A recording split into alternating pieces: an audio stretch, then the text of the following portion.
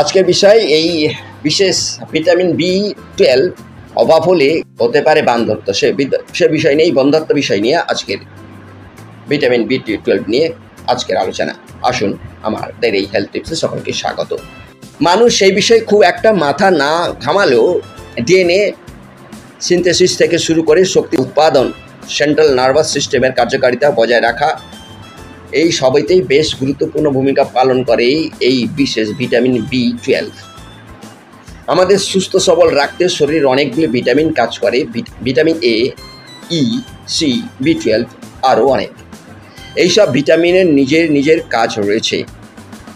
তাদের কম বেশি হলে শরীরে তা নানাভাবে প্রভাব ফেলে। যেমন ভিটামিন B12 সাধারণভাবে মানুষ এই বিষয়ে খুব একটা মাথা না ঘামালেও ডিএনএ সিনথেসিস থেকে শুরু করে শক্তি উৎপাদনে, সেন্ট্রাল নার্ভাস সিস্টেমের কার্যকারিতা বজায় রাখা, এই সবইতেই বেশ গুরুত্বপূর্ণ ভূমিকা পালন করে এই বিশেষ ভিটামিন B12।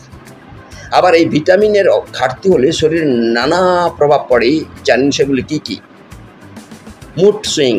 ধরুন এই আপনার মন খুব ভালো রয়েছে, আবার পরক্ষণে খুব রাগ হচ্ছে বা খারাপ। মুডের এই ভালো খারাপের খেলা লেগেই রয়েছে।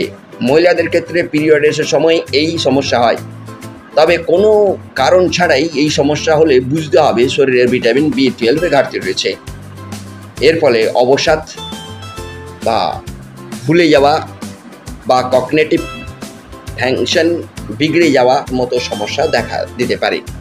তাই বিষয়টি নিয়ে সাবধান থাকা খুব জরুরি।